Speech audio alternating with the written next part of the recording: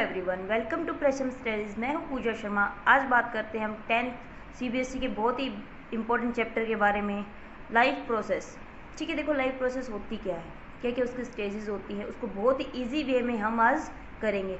इसको करने के साथ साथ ये बहुत ही बायोलॉजी का फर्स्ट चैप्टर होने के साथ साथ ये बहुत ही इंपॉर्टेंट चैप्टर है, क्योंकि मैक्सिमम मार्क्स जो कवर करता है वो यही चैप्टर करता है। ठीक है, आज बात करते हैं हम लाइफ प्रोसेस के बारे में कि होती क्या है, कैसे कैसे उसकी स्टेजेस होती हैं। तो रेडी हो जाइए। देखो, सबसे पहले अगर पूछा जाए कि लाइफ प्रोसेस में होता क्या है, तो बच्चे क्या कहेंगे, उसकी ग्रोथ होती है, उसका डेवलपमेंट होता है, उसकी हाइट इंक्रीज होती है। तो ये सब उसकी लाइफ प्रोसेस में होता है। चलो मान लिया कि ग्रोथ होती है। ठीक है, हमने ग्रोथ का फैक्टर को हमने माना कि हाँ, ग्रोथ फैक्टर एक लाइफ प्रोसेस का पार्ट है। ठीक है, अब कोई बच्चा पैदा हुआ है, ठीक है, वो बड़ा इंक्रीज हुआ, उसके चाइल्ड हुआ, अडल्ट हुआ, देन मैच्योर हुआ, डेथ हुई, ये सब उसकी मान लिया कि ग्रोथ हो चुकी है। हाँ, उसकी हाइट भी बढ़ी है, उसकी वेट भी बढ़ा है। ठीक है, लेकिन कोई बच्चा अगर आज पैदा होता है, इन केस किसी भी एक्सीडेंटल वजह से वो एक वीक बाद उसकी डेथ हो जाती है, तो ना तो उसकी हाइट बढ़ी है ना उसका वेट बढ़ा है, तो क्या उसकी ग्रोथ हुई है? हाँ, उसकी ग्रोथ हुई है। ठीक है, तो देखो सबसे पहले बात कि the basic function perform by living organism their survivor body maintains are called life process. मतलब वो बेसिक फंक्शन जब कोई भी लिविंग ऑर्गेनिज्म अपनी बॉडी को मेंटेन करने के लिए, अपनी लाइफ को सर्वाइव करने के लिए परफॉर्म करता है, वो सब क्या होती है, उसकी लाइफ प्रोसेस होती है। वो कौन कौन से हैं? सर्टेन ग्रोथ है, ठीक है, एक्सक्रीशन है, रेस्पिरेशन है, सर्कुलेशन। ग्रोथ उसका बढ़ना, एक्सक्रीशन वेस्ट मटेरियल को आउट करना, ठीक है, रेस्पिरेशन एनर्जी को यूटिलाइज करना, और सर्कुलेशन उस जो खाना हम खाते हैं, डाइजेशन, उसको पूरी बॉडी में पहुंचाना। इसमें डाइजेशन भी आएगा बेटा, वो मेंशन नहीं है। ठीक है, और भी बहुत सारे होते हैं। ठीक है, अब बात करते हैं कि सबसे पहले कि बेसिक फंक्शन न्यूट्रिशन की, कि हमारी बॉडी के अंदर, अब देखो हमें बढ़ने के लिए, इन सब के लिए न्यूट्रिशन की तो जरूरत है। बिना खाए पिए तो हम नहीं चल सकते, नहीं जिंदा रह सकते ना। तो सबसे पहले हमें किस चीज़ की जरूरत है? हमें न्यूट्रिशन की जरूरत है। न्यूट्रिशन क्या होता है? The mode of intake of food, किस वे में हम खाना खाते हैं। वे का मतलब ये नहीं है कि चम्मच से कैसे, मतलब कि हम ऑटोट्रॉफिक वे में खाते हैं, मोड ऑफ न्यूट्रिशन में खाते हैं, या हिट्रोट्रॉफिक मोड ऑफ न्यूट्रिशन में खाते हैं। ठीक है, हम बेसिकली न्यूट्रिशन क्यों मेंटेन किया? जरूरी है न्यूट्रिशन, क्योंकि हमारी एनर्जी के लिए। अगर एनर्जी नहीं होगी तो बॉडी के ऑल फंक्शंस जो हैं वो वर्क नहीं करेंगे। इसलिए सबसे पहले हमें न्यूट्रिशन को कंसीडर करते हैं। देखो, 2 type of mode of nutrition होते हैं। कौन कौन से? ऑटोट्रॉफिक मोड ऑफ न्यूट्रिशन और heterotrophic mode of nutrition. Autotrophic mode of nutrition क्या होता है? Kind of nutrition in which organism can synthesize their own food. ठीक है, वो ऑर्गेनिज्म जो अपना खाना खुद बनाते हैं वो क्या होते हैं? ऑटोट्रॉफिक, जैसे ग्रीन प्लांट। सेकंड पार्ट की हम बात करते हैं तो क्या है? हिट्रोट्रॉफिक। हिट्रोट्रॉफिक में क्या होता है? The kind of nutrition in which organism do not possess ability of synthesize their own food. मतलब वो ऑर्गेनिज्म जिनके अंदर अपना खाना बनाने की एबिलिटी नहीं है, वो सेल्फ से अपना खाना सिंथेसाइज नहीं कर सकते, उनको बोलते हैं हिट्रोट्रॉफिक। और ये डायरेक्टली इनडायरेक्टली डिपेंड होते हैं किन के ऊपर? ऑटोट्रॉफिक के ऊपर। हम डायरेक्टली किसके ऊपर? चाहे डायरेक्टली लगाओ या इनडायरेक्टली, हम प्लांट्स के ऊपर डिपेंड। Example animal, fungi. ठीक है, अब बात करते हैं, देखो autotrophic mode of nutrition. First, autotrophic mode of nutrition 2 type का होता है। ठीक है, नोट कर लो, दैट इज फोटोसिंथेसिस। फोटोसिंथेसिस, जो लाइट, फोटो का मतलब क्या होता है? लाइट। ठीक है, जो लाइट की प्रेजेंस में अपना खाना बनाते हैं वो कौन से होंगे? फोटोसिंथेसिस। और दूसरा होता है हमारा कीमोसिंथेसिस। कीमो का मतलब क्या होता है? केमिकल। जो कुछ ऑर्गेनिज्म ऐसे होते हैं जो केमिकल की प्रेजेंस में अपना खाना बनाते हैं, तो उनको क्या बोलते हैं? कीमोसिंथेसिस। ठीक है, अब बात करते हैं ऑटोट्रॉफिक। मेनली हम फोटोसिंथेसिस को ही लेते हैं। क्यों? क्योंकि ज़्यादा से ज़्यादा क्या होता है, प्लांट फोटोसिंथेसिस करते हैं। कीमोसिंथेसिस वाले जो ऑर्गेनिज्म है, कुछ प्लांट है, बहुत कम है। जैसे फॉर कुछ ऑर्गेनिज्म सल्फर डाइऑक्साइड में वर्क करते हैं, तो वो कीमोसिंथेसिस में आते हैं। ठीक है, अब देखो ऑटोट्रॉफिक मोड ऑफ न्यूट्रिशन में फर्स्ट हम डिस्कस करेंगे फोटोसिंथेसिस को। तो सबसे पहले एक टर्म है ऑटोट्रॉप। ठीक है, क्या होते हैं autotroph? The organism which can make their own food called autotroph. ठीक है, जो ऑर्गेनिज्म अपना खाना खुद से बनाते हैं, ऑटोट्रॉफ। हिंदी में क्या बोलेंगे उसे? स्वपोषी। ठीक है, बात करते हैं फोटोसिंथेसिस की। अगर हिंदी में बोला जाए तो किसे? प्रकाश संश्लेषण किसे कहते हैं? देखो, the process by which green plant make their own food with the help of CO2। H2O in the presence of chlorophyll sunlight also called photosynthesis. मतलब कि जो ग्रीन प्लांट हैं वो अपना खाना खुद बनाते हैं, किसके साथ? CO2 और वाटर। किस में? किसकी प्रेजेंस में? क्लोरोफिल में, ठीक है, सनलाइट की प्रेजेंस में। अब क्लोरोफिल क्या होता है? देखो क्लोरोफिल क्या है? ग्रीन पार्ट है ना। विदाउट क्लोरोफिल तो क्या होगा? खाना बन ही नहीं सकता। कहाँ प्रेजेंट होता है? स्टोमेटा के अंदर। अब देखो सबसे पहले बात आती है रॉ मटेरियल की। देखो रॉ मटेरियल क्या होते हैं? हिंदी में बोले तो कच्चा पदार्थ। मतलब किसी भी चीज़ को बनाने के लिए हमें जिन जिन एलिमेंट्स की जरूरत पड़ती है वो उसके क्या होंगे? रॉ मटेरियल, ठीक है। तो फोटोसिंथेसिस हमें सबसे पहले क्या चाहिए? कार्बन डाइऑक्साइड चाहिए पौधों को, और साथ में क्या चाहिए? वाटर चाहिए। तो वो क्या हो गया उसका? Raw material of photosynthesis. अब उसके बाद हमें रॉ मटेरियल मिल गया। अब कहीं तो ये प्रोसेस हो रही होगी ना। तो वो क्या है? उसकी साइट ऑफ फोटोसिंथेसिस, मतलब कि वो साइट क्या है जहाँ पे वो सिंथेसाइज है। तो कहाँ? क्लोरोप्लास्ट इन लीफ, ठीक है। क्लोरोप्लास्ट में क्या है? क्लोरोफिल है, जिसको ग्रीन पिगमेंट होता है, जो किसके लिए रिस्पॉन्सिबल है? फोटोसिंथेसिस के लिए। तो देखो अब बात करते हैं हम कि फोटोसिंथेसिस में क्या होगा। सबसे पहले क्या होगा? 6 मॉलिक्यूल ऑफ कार्बन डाइऑक्साइड होंगे, ठीक है। 6 मॉलिक्यूल ऑफ वाटर होंगे। किसकी प्रेजेंस में? क्लोरोफिल की प्रेजेंस में। किस में चेंज होंगे? शुगर में C6H12, दैट इज ओसिस क्या है? शुगर है। और किस में चेंज होंगे? ऑक्सीजन में, ठीक है। अब देखो ये तो है नहीं कि डायरेक्ट CO2 और H2O मिला क्या होगा? शुगर बन गया, नहीं होता ना। तो उसके लिए क्या होगा? एनर्जी की भी जरूरत होगी। वो एनर्जी कहाँ से मिलेगी प्लांट को? वो मिलेगी हमें लाइट से, ठीक है। तो देखो मेन इवेंट्स होते क्या है? सबसे पहले मेन इवेंट क्या होगा? लाइट का एब्जॉर्प्शन होगा, ठीक है। उस लाइट को फिर क्या होगा? उस लाइट को फिर कन्वर्ट किया जाएगा, कन्वर्ट होगा ना, ठीक है। अब देखो सबसे पहले क्या होगा? एब्जॉर्प्शन हुआ किसका? सनलाइट का, ठीक है। सनलाइट का एब्जॉर्प्शन हुआ किस में? किसके लिए जो जरूरत किस लिए पड़ी? CO2 को किस में कन्वर्ट करने के लिए? कार्बोहाइड्रेट में। अब इतना तो वही भी होगा कहाँ पे? स्टोमेटा में क्या है? क्लोरोफिल प्रेजेंट से वहाँ पे होगा, ठीक है। स्टोमेटा में क्या है? टीनी पोर्स है जिसको हम बोलते हैं क्लोरोफिल, ठीक। कहाँ पे प्रेजेंट होंगे? ये लीफ के सर्फेस। अब तुमने देखा होगा लीफ का सर्फेस जो अपर सर्फेस होता है वो क्या होता है? हमेशा क्या होता है? बिल्कुल ही पतला होता है और बहुत ही सॉफ्ट होता है। अगर नीचे का सरफेस को हम चेक करेंगे तो क्या उसमें रफ होंगे, उसमें लाइनिंग्स ही होंगे ना। तो जो स्टोमेटा है कहाँ प्रेजेंट होंगे? अपर सरफेस में प्रेजेंट होंगे, ठीक है। फंक्शन क्या होता है स्टोमेटा का? Exchange of gases. क्या करेगा? इन्वायरमेंट से CO2 गेन करेगा और O2 का रिमूव करेगा, ठीक है। अब लार्ज अमाउंट ऑफ वाटर। अब जैसे रूट ने क्या किया? प्लस सोयल से वाटर को एब्जॉर्ब किया। अब उसे तो पता है नहीं कि हमें इतने ही सोयल को नहीं पता ना कि रूट्स को कि हमें इतने ही पानी की जरूरत होती है। तो क्या करता है? कभी कभी वाटर को ज़्यादा गेन कर लेता है। उस वाटर को क्या करेगा? फिर वाटर वेपर्स के रूप में क्या? ट्रांसपिरेशन के थ्रू क्या कर देगा? फ्लो आउट कर देगा, ठीक है, प्लांट बॉडी से। अगर बात करें हम स्टोमेटा की, देखो स्टोमेटा में क्या है? ये क्या है? क्लोरोप्लास्ट है, ठीक है। ये देखो जो छोटे छोटे पॉइंट्स है क्या है? क्लोरोप्लास्ट है। ये क्या है? स्टोमेटल पोर है और ये इनकी गार्ड सेल्स है। देखो गार्ड सेल्स टू टाइप होती है, एक तो डम्बल शेप होती है और एक बीन शेप होती है। डम्बल शेप कैसी होती है? ऐसी, देखे हुए ना डम्बल, जो ऊपर से मोटे होंगे बीच से ऐसी होती है, ठीक है। अब देखो क्लोरोप्लास्ट में क्या है? एक पिगमेंट है जिसको हम क्या बोलते हैं? क्लोरोफिल, जो एक पाइवेटल रोल मतलब कि मेन रोल प्ले करता है फोटोसिंथेसिस में। फिर बात करते हैं हम हिटरोट्रॉफिक मोड ऑफ न्यूट्रिशन की। हिटरोट्रॉफिक मोड ऑफ न्यूट्रिशन होता क्या है, ठीक है। हिटरोट्रॉफिक मोड ऑफ न्यूट्रिशन हमने अभी अभी ऊपर डिस्कस किया था कि कुछ ऑर्गेनिज्म है जिनमें एबिलिटी नहीं होती अपना खाना खुद सिंथेसाइज करने के लिए, तो वो क्या करते हैं? वो दूसरे के ऊपर डिपेंड रहते हैं। तो उसको क्या बोलते हैं हम? Heterotrophic mode of nutrition. Heterotrophic mode of nutrition को 3 पार्ट्स में डिवाइड किया गया है, दैट इज क्या है? होलोजोइक, ठीक है, स्पोरोफिटिक और पैरासिटिक, ठीक है।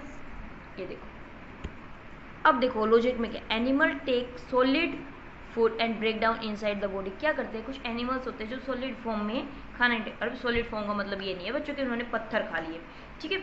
सॉलिड फॉर्म का मतलब जैसे हम खाना खाते हैं, चपाती खाते हैं, सब्जी खाते हैं, तो क्या होता है? वो सॉलिड फॉर्म में है, ठीक है। तो वो क्या करते हैं? अपनी बॉडी के अंदर इंटेक करते हैं, उनकी बॉडी के अंदर ही उसको ब्रेक डाउन करते हैं, ठीक है। जैसे अमोइबा हो गया और एनिमल्स हो गया। कुछ ऑर्गेनिज्म हैं जो डेड एंड डीके मैटर से लेते हैं। अब देखो अगर सपोज करो कि अर्थ पर स्पोरोफिटिक मोड ऑफ न्यूट्रिशन नहीं होता तो क्या होता? किसी भी ऑर्गेनिज्म की लगाओ या फिर किसी भी अपना आसपास हम देखते हैं कैट डॉग कुछ डेथ हो जाती है। अगर ये स्पोरोफिटिक मोड ऑफ जो ऑर्गेनिज्म ये प्रेजेंट नहीं होते तो क्या कभी वो ब्रेक डाउन हो पाता? नहीं, वो उस स्मेल आती रहती है, ठीक है, लेकिन वो उसका ब्रेक डाउन नहीं हो पाता। कुछ ऑर्गेनिज्म सिर्फ डेड और डीके मटेरियल से ही अपना खाना लेते हैं, that is fungi. Parasite live inside outside the organism body. कुछ ऑर्गेनिजम्स होते हैं जो किसी भी अदर ऑर्गेनिज्म के बॉडी के इनसाइड रहते हैं या बाहर की साइड होते हैं, उनको बोलते हैं हम पैरासाइट, और मोड ऑफ न्यूट्रिशन क्या बोलेंगे, पैरासिटिक। ठीक है, और जिस ऑर्गेनिज्म के अंदर वो रह रहे हैं, मतलब जो उनका होम टाउन लगाओ है, उसको क्या बोलेंगे हम, होस्ट। वो उसके लिए क्या है, होस्ट है, और जो उसके जिसको खाना उससे इंटेक ले रहा है वो क्या है, उसके लिए पैरासाइट। अब कैस्पुटा प्लांट, अमरबेल का नाम सुना है ना, किस क्या करते हैं उसको, अगर उसको किसी प्लांट के ऊपर तुम डाल देते हो तो क्या करते हो, उस पूरे प्लांट को कवर कर देती है। एक चीज़ याद रखना, पैरासिटिक मोड ऑफ न्यूट्रिशन में जहाँ तक हो सकता है 95 से क्या 99% जो पैरासाइट है वो कभी भी होस्ट को किल नहीं करेगा। कि आप चाहते हो कि आपको घर से निकाल दिया जाए, सपोज को आपको कहीं रहने के लिए जगह मिली, आप नहीं चाहोगे ना उसको छोड़ के जाना, तो वही होता है, उसको खुद मेहनत भी नहीं करनी पड़ रही। पैरासाइट को थोड़ी मेहनत, खाना बनाएगा फिर खाएगा। अगर आपको कोई घर पे बैठे बैठे फ्री में खाना देगा, क्या आप उस घर को छोड़ना चाहोगे, नहीं ना।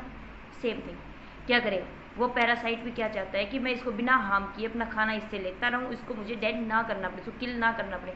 तो क्या होता है 99% जो पैरासाइट होते हैं वो होस्ट को कभी भी किल नहीं करते हैं।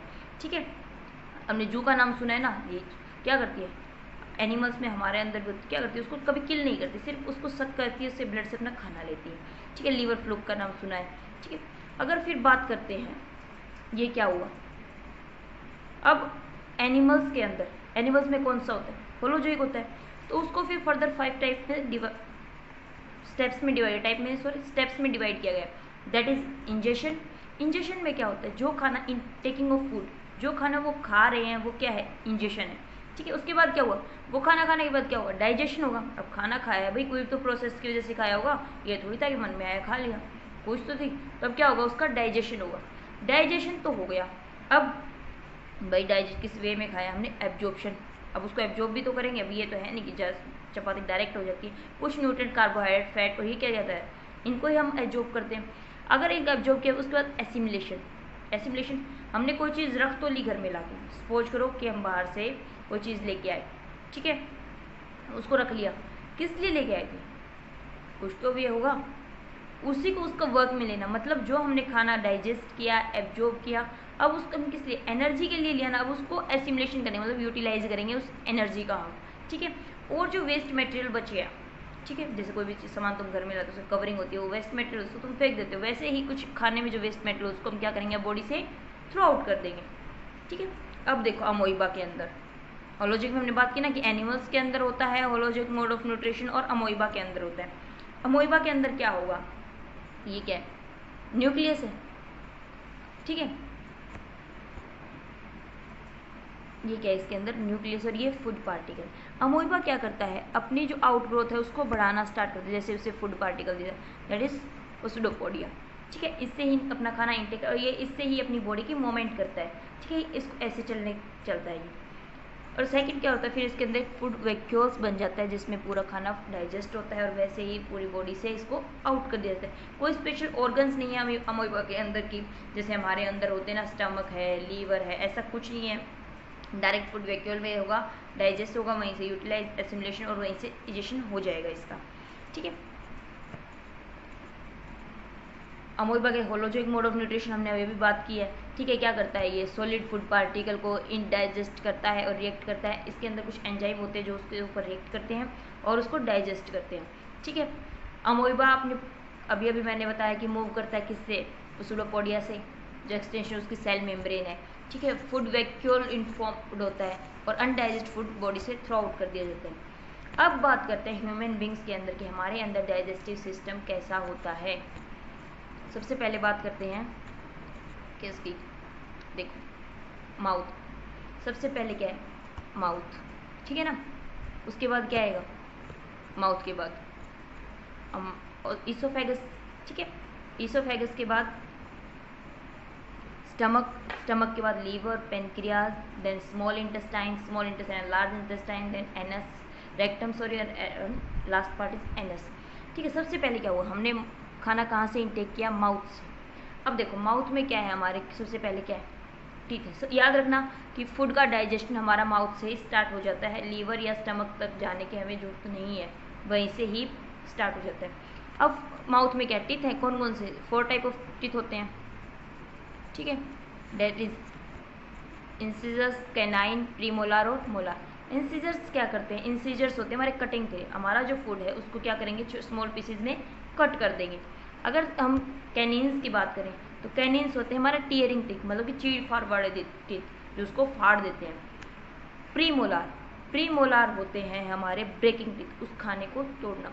और मोलार सबसे बड़े बड़े लास्ट वाले दांत हमारे, जो क्या करते हैं उसको ग्राइंड करते हैं, बिल्कुल ही पीस देते हैं स्मॉल पार्टिकल में, ठीक है। अब बात करते हैं उसके बाद माउथ में। देखो हमने अभी बात की कि माउथ में ही डाइजेशन स्टार्ट हो जाता है, ठीक है। तो माउथ में सलाइवरी ग्लैंड प्रेजेंट है, वो क्या करती है, सलाइवरी अमाइलेज रिलीज करती है।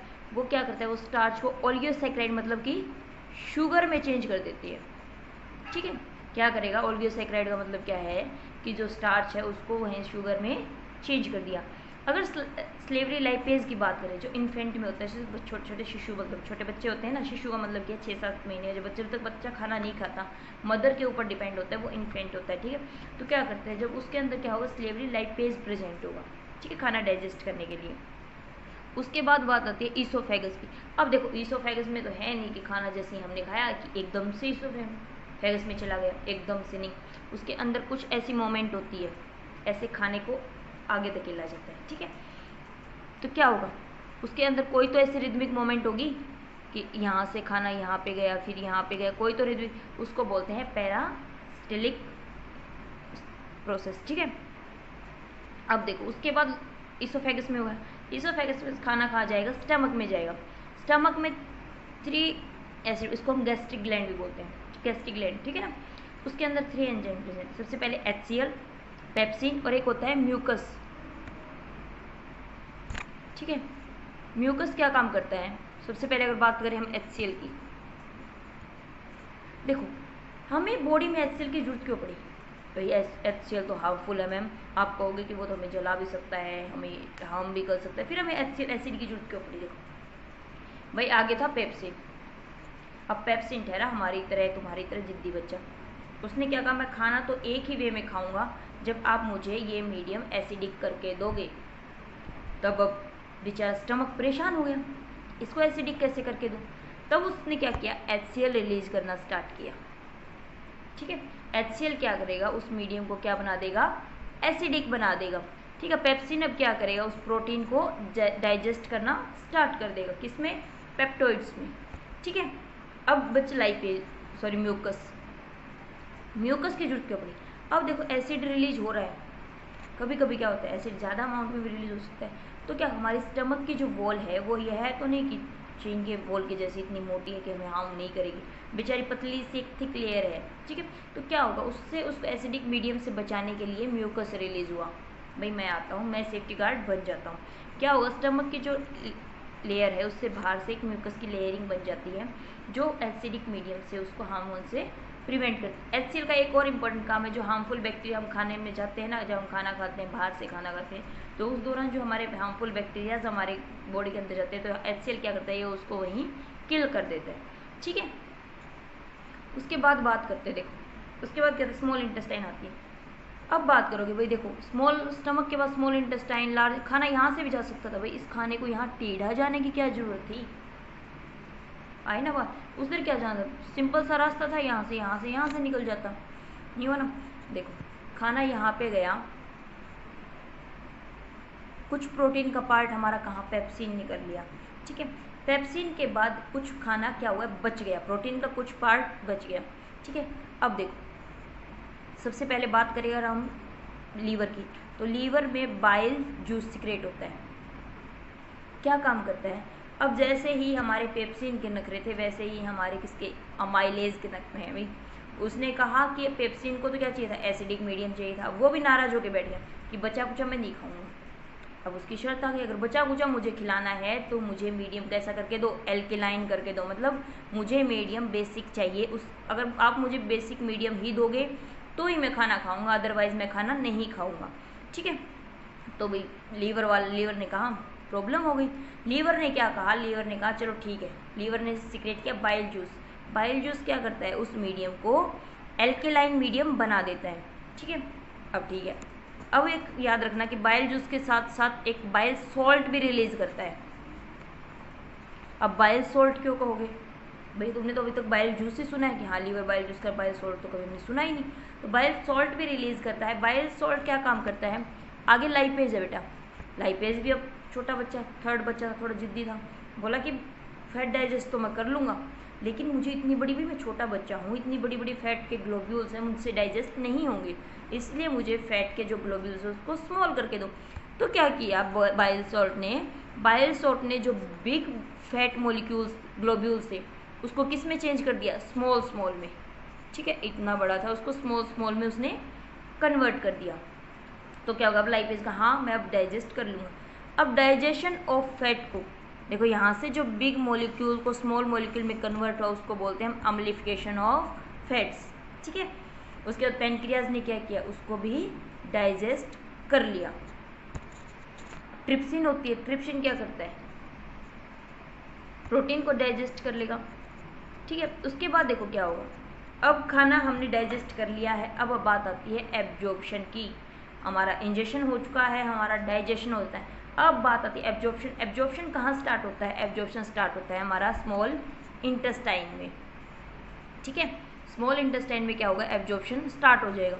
अब हमें पता है कि जो स्मॉल इंटेस्टाइन की जो वॉल है उसकी वॉल पे एक फिंगर लाइक स्ट्रक्चर्स होते हैं ना, जिसको क्या बोलते हैं? मिलियंस। किसको बोलते हैं? विली। जो क्या करती हैं वो उसके एब्जॉर्प्शन का सरफेस एरिया बढ़ा देती है। सपोज अगर ये लेयर सीधी होती तो सिर्फ इतना मिलता ना, अगर इसकी जगह लेयर ये हो गई है तो मतलब देखो कितना ज़्यादा एब्जॉर्प्शन हो गया। अगर हम यहाँ पे एब्जॉर्प्शन नहीं होता तो क्या होता? जो हमने खाना यूटिलाइज किया, डाइजेस्ट किया, वो किस में? ब्लड में मिक्स होकर कहाँ चला जाता? फिल्ट्रेशन के लिए चला जाता। ठीक है, तो क्या होगा? अब यहाँ पे क्या होगा? यहाँ से लार्ज अमाउंट में जो फूड का क्या है, जल्दी क्या हो रहा है? एब्जॉर्प्शन हो रहा है। ठीक है, डाइजेशन यहाँ पे एब्जॉर्प्शन हुआ। अब जो लार्ज इंटेस्टाइन में खाना कहाँ चला जाएगा? एब्जॉर्प्शन होने के बाद लार्ज इंटेस्टाइन में। ठीक है, लार्ज इंटेस्टाइन में क्या होगा? उस खाने का जो थोड़ा बहुत और कुछ मटेरियल है जो रह गया है गलती से, उसको एब्जॉर्ब कर लिया जाएगा और लास्ट में किसके थ्रू? एनस के थ्रू कहाँ हो जाएगा? बॉडी से आउट हो जाएगा। ठीक है, अब देखो, अब यहाँ तक तो हमने एक चीज़ पढ़ ली, देखा नाम अपेंडिक्स, सुना भी होगा किसी को अपेंडिक्स ऑपरेशन हुआ है, समथिंग ऐसा कुछ सुना है ना आपने। तो देखो अपेंडिक्स होती क्या है? अपेंडिक्स एक वेस्टिजियल ऑर्गन है, मतलब कि अब हमें इसका कोई वर्क नहीं है। जब हम आदि मानव थे, जिस टाइम हम कच्चा घास खाते थे, कच्ची सब्जियां खाते थे, उस टाइम क्या काम करती थी? उस टाइम ये हमारे सेलुलोज का डाइजेशन करने में हेल्प करती थी। ठीक है, जैसे प्लांट्स में होता है, एनिमल्स में होता है, वैसे उस टाइम भी सेलुलोज को डाइजेस्ट करने के लिए एंजाइम को रिलीज़ करती थी। लेकिन हम अब कच्चा ना खाकर क्या है, हम पका हुआ खाना खाते हैं, लेकिन इसलिए हमें इसकी अब जरूरत नहीं है। अब कभी कभी क्वेश्चन उठता है, क्या हम अगर इन फ्यूचर कच्चा खाना खाते हैं जैसे पहले खाते थे, क्या ये वर्क करेगी? नहीं, अब ये वर्क नहीं करेगी। और क्या होता है, कभी कभी इसमें जब खाना खाते हैं तो वेस्ट मटेरियल जो हमारा रह जाता है वो इसमें चला जाता है और उसकी वजह से ये पेन करने लग जाती है। फिर बाद को इसको ऑपरेशन के थ्रू उस वेस्ट मटेरियल को बॉडी से आउट किया जाता है। ठीक है, अब देखो, ये तो हमने पढ़ लिया कि पूरी डाइजेशन प्रोसेस कैसे होगी। अब इसको हम एक शॉर्ट फॉर्म में देख लेते हैं। क्या हुआ? माउथ में बताया था मैंने, क्या है? Salivary gland. क्या हुआ? उसने स्लाइवा रिलीज क्या है? स्लेवरी अमाइलेज है। वो क्या करेगा? स्टार्च को शुगर में चेंज कर देगा। टीथ क्या करेंगे? उसको च्यूइंग करेंगे, ग्राइंड करेंगे। टंग क्या करेगी? उस खाने को हमारा रोल करेगी। ठीक है, ईसोफेगस के अंदर गया, ईसोफेगस की जगह पैरास्टेरिक मोमेंट थी जिसकी वजह से कंस्ट्रक्शन क्या होता है और एक्सपेंशन होता है, मतलब फैलती है, सिकुड़ती है और खाना आगे जाता है। ठीक है, स्टमक में क्या बताया? 3 जूस हैं, कौन से? पेप्सिन, HCl और म्यूकस। HCl क्या करेगा? मीडियम को एसिडिक बनाएगा, किस लिए?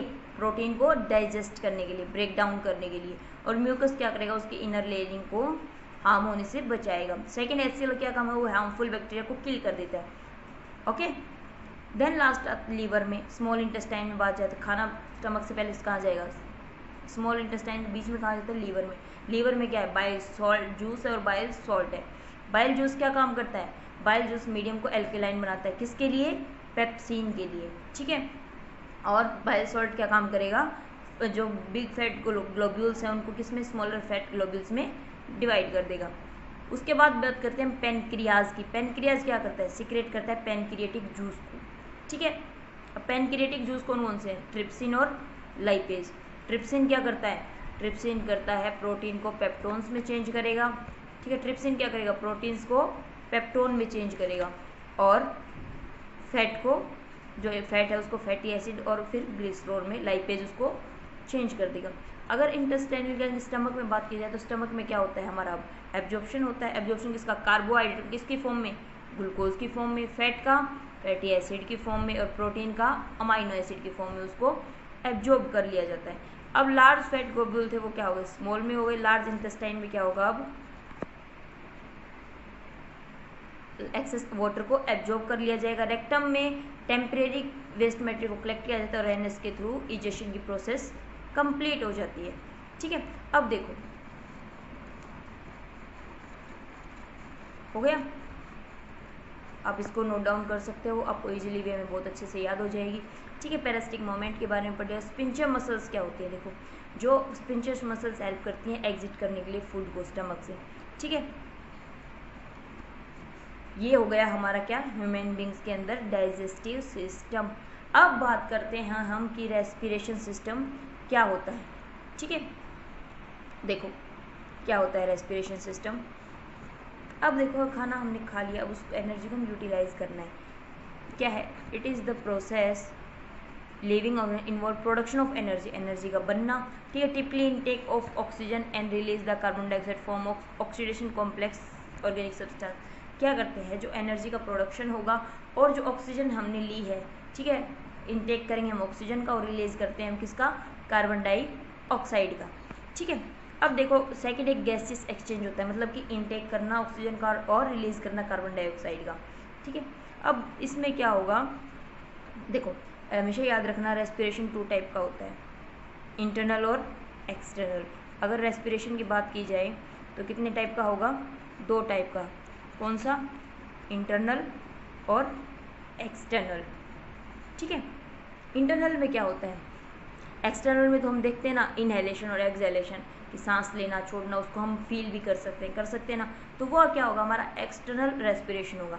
अगर इंटरनल की बात की जाए तो that is a cellular respiration, ठीक है, जो हमें दिखाई नहीं देता, हमारी बॉडी की सेल टू सेल होता है, टिश्यू टू टिश्यू होता है, ऑर्गन टू ऑर्गन होता है, ठीक है, जिसको हम फील नहीं कर सकते ना हम उसको देख सकते हैं, ठीक है। तो वो क्या होगा? हमारा इंटरनल रेस्पिरेशन। और जो हमें बाहर से फील होता है कि हाँ हमने क्या हुआ, सांस लिया छोड़ा, ठीक है, तो वो क्या है? हमारा एक्सटर्नल रेस्पिरेशन, ओके। अब बात करते हैं, देखो अब ब्रेकडाउन होता है सिंपल फूड का, ठीक है, सिंपल फूड का ब्रेकडाउन हो, उसमें कुछ एनर्जी भी रिलीज हुई, वो एनर्जी कहाँ जाएगी? कौन यूज़ करेगा? सेलुलर रेस्पिरेशन, ठीक है। अब देखो, अब ग्लूकोज जो हमारा बना था खाने में, हमें जो कार्बोहाइड्रेट किस में चेंज हुए थे? ग्लूकोज में चेंज हुए थे ना। वो ग्लूकोज कैसे काम करता है? देखो वो ग्लूकोज क्या था हमारा? C6H12O6, ठीक है। वो क्या होगा? साइटोप्लाज्म के अंदर क्या होगा? उसका ब्रेकडाउन होगा, किस में?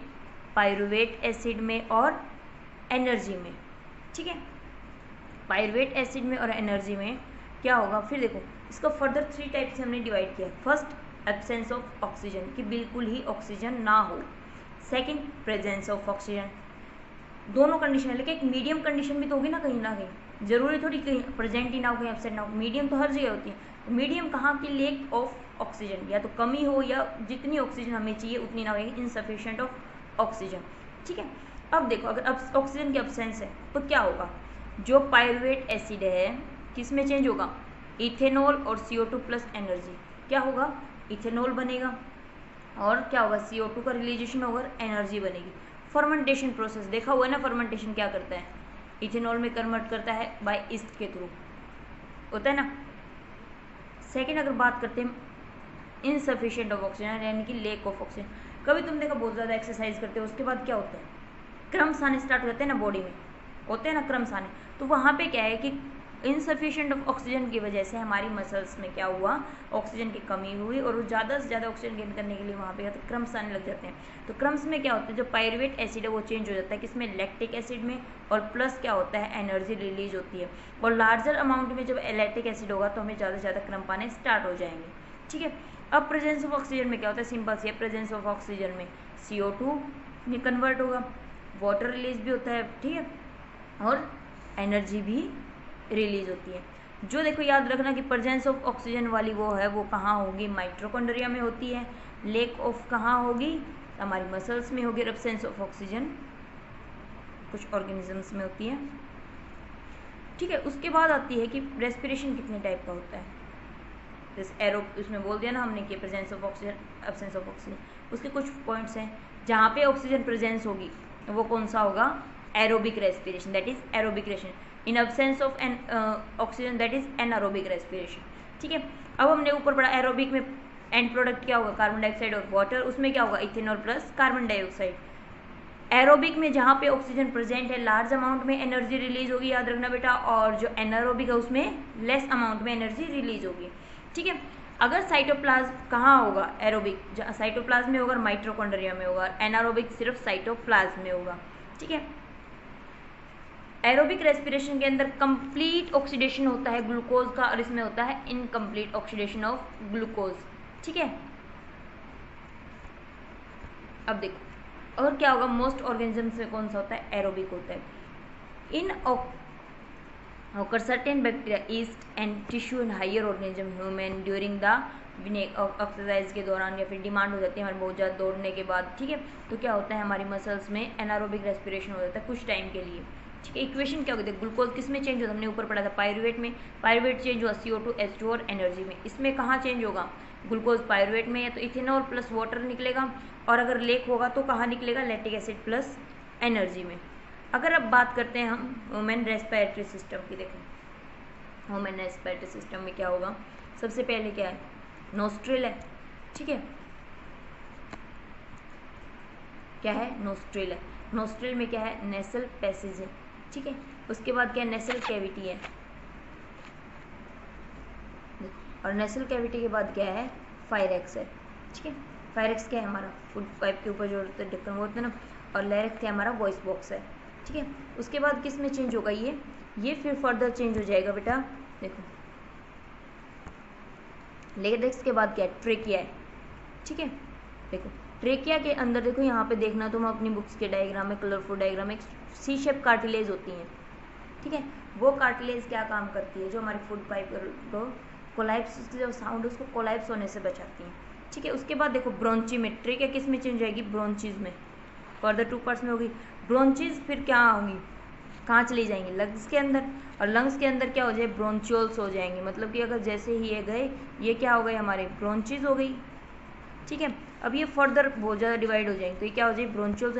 और इसके लास्ट में बिल्कुल ही एक स्ट्रक्चर होता है ऐसा, उसको बोलते हैं हम क्या, एल्वियोलाई, ठीक है। वो क्या करता है, लार्ज अमाउंट में रेस्पिरेशन में हेल्प करता है। मैंने बताया उसमें स्टमक में क्या था ना, क्या था, बिलाई था, ऐसा वो क्या करता था, एब्जॉर्प्शन कर रहा था। सेम यहीं पे है, ये क्या करे, ज़्यादा से ज़्यादा एक्सचेंज करेगा गैसेज का, ठीक है, ब्लड के साथ। और ये फिर एल्वियो से किससे कनेक्टेड होगा, हमारी ब्लड कैपिलरीज के साथ होगा, ठीक है। अगर मैकेनिज्म की बात की जाए तो कितने टाइप के मैकेनिज्म है, 2 टाइप का, इनहेलेशन और एक्सहेलेशन। इनहेलेशन में क्या होता है, थ्योरेटिकल कैविटी होती है, एक्सपेंड होती है, ठीक है, और इसके अंदर कॉन्ट्रैक्ट होती है। रिब क्या होंगे, अप होंगे इनहेलेशन में, सॉरी इनहेलेशन और एक्सहेलेशन क्या, इनहेलेशन क्या है, जब हम सांस लेते हैं, ठीक है, और एक्सहेलेशन क्या है, जब हम सांस को छोड़ते हैं, ठीक है। इनहेलेशन में देखो क्या होता है, सांस लेके होगा हमारा जो चेस्ट बॉडी है वो एक्सपेंड हो जाएगी, क्या, किस लिए, ज़्यादा से ज़्यादा हम उस O2 का गेन कर सकें। एक्सहेलेशन में क्या, कॉन्ट्रैक्ट हो जाएगी, क्योंकि हमारे जो लंग्स है उसके अंदर क्या हुआ, CO2 थी, CO2 क्या हुआ, जैसे ही रिलीज हुई क्या हुआ, वो एकदम से रिलैक्सेशन में आ गया, मतलब कि कॉन्ट्रैक्ट हो गई। उसके बाद रिब्स क्या होंगी, अप हो जाएंगी, और इसमें क्या होंगी, रिब्स लिफ्ट अप होंगे और उसमें डाउनवर्ड जाएंगे रिलैक्सेशन में। डायफ्राम क्या होगा, इसमें डायफ्राम होगा फ्लैट शेप में, डायफ्राम किस में होगा, फ्लैट शेप में, और इसमें होगा डोम शेप में ऐसे, ठीक है। वॉल्यूम्स क्या होगा, लंग्स में ज़्यादा से ज़्यादा जाएगी, और इसमें लंग्स में वॉल्यूम का डिक्रीज हो, क्योंकि हमने CO2 को आउट कर दिया, ठीक है। देखो ये इनहेलेशन में क्या प्रोसेस होगी, इनहेलेशन की प्रोसेस देखो, लिफ्ट अप है ना ऊपर, और ये क्या डाउन अप है, ठीक है ना। देखो ज़्यादा से ज़्यादा एयर आ रही, इसलिए एक्सपेंड हो गया, और ये क्या है, कॉन्ट्रैक्ट हो गया है एयर को आउट करने के लिए। अब देखो एक्सचेंज ऑफ गैसेस, कैसे होती है, क्या है हमारी O2 है एल्वियोलाई के अंदर, है ना, क्या करेगी ब्लड में मिक्स होगी, ब्लड में मिक्स होगी कहाँ, कैपिलरी के अंदर जाएगी। अब ब्लड में क्या है, RCBs है। याद रखना कि क्या होता है, O2 क्या है, अकेले कभी भी नहीं जा सकती, O2 को बाइंड होने के लिए कोई ना कोई मीडियम चाहिए, इसलिए हमेशा O2 जो है ब्लड के साथ मिक्स होकर, यानी कि RBC के साथ, RBC में क्या है मेनली हीमोग्लोबिन, तो हीमोग्लोबिन के साथ ऑक्सीजन बाइंड होकर हमारी टिश्यू जहाँ उसको नीड है वहाँ तक पहुँचाया जाता है, ठीक है। तो याद रखना, और CO2 क्या बाइंडेशन की जरूरत नहीं है, वो डायरेक्ट सिंगल मूव करती है, ठीक है। अब देखो वो बाइंड होने की जरूरत नहीं, क्या हुआ हीमोग्लोबिन के साथ, RBC में क्या हुआ हीमोग्लोबिन थी, उसका बाइंड होकर जा गया, कहाँ जाएगा अब, कहाँ, जैसे कि हमें लीवर में जुड़ते हैं, जहाँ भी जुड़ते हैं ऑक्सीजन की वहाँ उसको रिलीज कर दिया जाएगा, ठीक है। अब देखो क्या होगा, CO2 कहाँ से लिया, कैपिलरीज ने टिश्यू से इनटेक किया, टिश्यू से उसको कहाँ रिलीज कर दिया, ब्लड में डायरेक्ट छू गया। अब ब्लड के साथ वो डिजोल्व होकर कहाँ आ जाएगी, कहाँ आएगी, कैपिलरी के अंदर, ठीक है। कैपिलरी कहाँ जाएगी, अब एल्वियोलाई के पास, एल्वियोलाई में क्या होगा, एल्वियोलाई में कैपिलरीज क्या करेंगे, CO2 को रिमूव कर देंगे, ठीक है, रिलीज कर देंगे, और रिलीज होकर क्या होगा, नोस्ट्रल पैसेज के थ्रू हम कार्बन डाइऑक्साइड को क्या करेंगे, बॉडी से आउट कर देंगे, ठीक है। अब बात करते हैं देखो टेरेस्ट्रियल ऑर्गेनिजम्स की। टेरेस्ट्रियल ऑर्गेनिजम्स कैसे करते हैं, तो क्या करते हैं, एटमॉस्फेरिक ऑक्सीजन को रेस्पिरेशन के लिए यूज़ करते हैं, ठीक है। एक्वेटिक एनिमल, एक्वेटिक एनिमल ज़्यादा से ज़्यादा ऑक्सीजन कैसे करते हैं, तुमने देखा भी होगा बाहर, कभी देखा होगा सी एरियाज में जो फिशेज होती है ना, कुछ टाइम के बाद बाहर आती हैं एक बार, तो वो क्या करती हैं, जैसे ही उनको जितना मैंने अभी बताया था कि ऑक्सीजन डिजोल्व नहीं होती वाटर में, किसी भी चीज़ में ऑक्सीजन डिजोल्व नहीं होती, जितनी भी थोड़ी बहुत डिजोल्व होती है तो क्या करती हैं, क्या हुआ, एक्वेटिक ऑर्गेनिजम्स को टेक कर लेते हैं, ठीक है, इनटेक कर लेते हैं। उसके बाद जो उसको कमी होती है तो क्या करते हैं, वो कुछ सेकंड्स के लिए लगाओ बाहर आते हैं और ऑक्सीजन को इनटेक करते हैं, ठीक है। अगर प्लांट की बात की जाए, ये तो हमने पढ़ लिया कि ह्यूमन बींग्स में कैसा होता है, अब बात करते हैं कि प्लांट्स में कैसा होता है। तो प्लांट्स में कैसा होगा, रेस्पिरेशन इन प्लांट्स कैसा होगा, simpler than respiration in animals. क्यों, अब बताया था प्लांट में ना तो डाइजेशन प्रोसेस इतनी वो कि नहीं, कोई ऑर्गन ही नहीं है, सिंपल प्रोसेस है, ठीक है। क्या होगा, स्टोमेटा होंगे, स्टोमेटा में क्या, लेंटिकल, स्टेम और जनरल स्पेस ऑफ रूट। क्या होता, 3 टाइप से होता है। स्टोमेटा के लीव्स से हमने बताया था कि ट्रांसपिरेशन के थ्रू, वाटर वेपर के थ्रू क्या होगा, लॉस कर देगा। लेंटिकल ऑफ स्टेम, स्टेम के ऊपर लेंटिकल्स होते हैं, उनसे रिलीज कर सकता है, और जो सरफेस होता है रूट्स का, उनसे वो रिलीज कर देता है, ठीक है। ओके स्टूडेंट्स, आज के लिए इतना ही, बाकी पढ़ेंगे हम नेक्स्ट क्लास में, रेडी रहिएगा, तब तक के लिए पीछे के याद रखिएगा, ठीक है। और आपको इसकी PDF चाहिए तो हमारे आप टेलीग्राम लिंक पे कर सकते हैं, आपको लिंक आपको डिस्क्रिप्शन में होगा, ठीक है। हमारे आप फेसबुक पेज को भी लाइक कर लीजिए, आपको हर एक क्यूरीज को आपको हम सॉल्व करेंगे। Thank you class.